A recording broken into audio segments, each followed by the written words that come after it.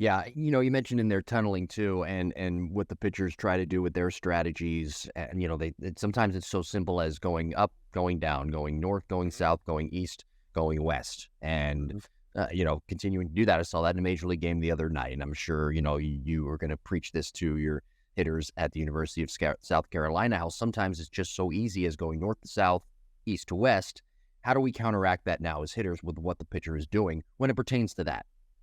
Yeah, and you have to know, like, if this person throws a something in, if they're busting me in, and I look for it and I try to hit it out in front, am I still going to even keep it fair? I mean, an inside fastball, like, that's a really hard pitch to hit.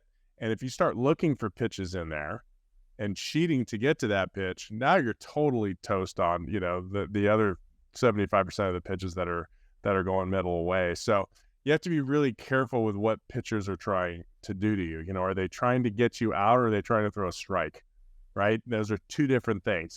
And what we have to do as hitters is we have to be ready to hit the strikes that we can hit. Right? And we have to know that, okay, every time this pitcher throws the ball in, they don't miss down the middle. Like, it's in. They get it in and they throw it there late in the count. They early in the count they're throwing soft, maybe they're throwing away. Late in the count they bust in. Okay, well, you know what? We can't get deep in the count with this. We got to look away or look soft or look something earlier in the count and be able to jump on that pitch, be able to make that adjustment to jump on that pitch so that we don't have to hit that out pitch that they're trying to get us with. So what do you think? How do you stop and counter, or I should say, counteract a pitcher strategy? Counteracting a pitcher strategy when they are throwing baseball and softball, when they're throwing you off speed stuff, when they're throwing you the junk. Mm-hmm. When, for example, they're off speed stuff, a slider that day, a changeup, that might be their best pitch, and that might be the pitch that is getting hitters out, strikeout, fly out, ground out. How do you counteract that now as a hitter? They've got the breaking stuff working to perfection that day. Yeah, so just sitting on breaking stuff, especially if they're throwing it early in the count, because that's the key, is that we can't cover both sides of the plate effectively Right.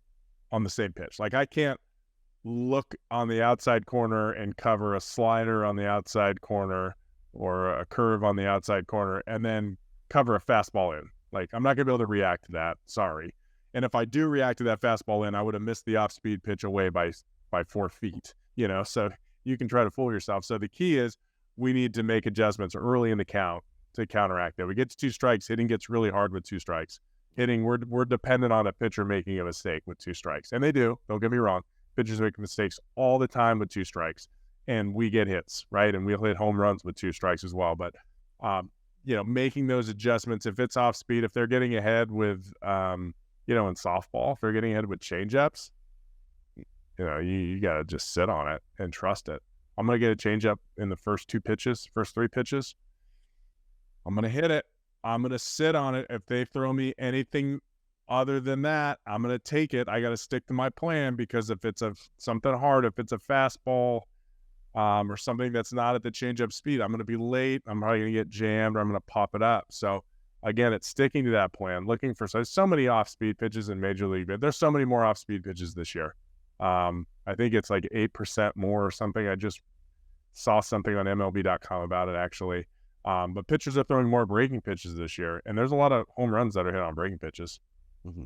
There really are, and you just, you gotta sit on them, right? If Yeah. you sit on them, they're really easy to hit because they're a little bit slower. Okay, I mean, maybe Otani's like 4-foot breaking pitch. That one might be a little bit tougher to hit. When you're sitting on it, because you don't see it all the time. But breaking balls get hit for home runs just as much as fastballs do now, and the reason is because people are starting to look for them.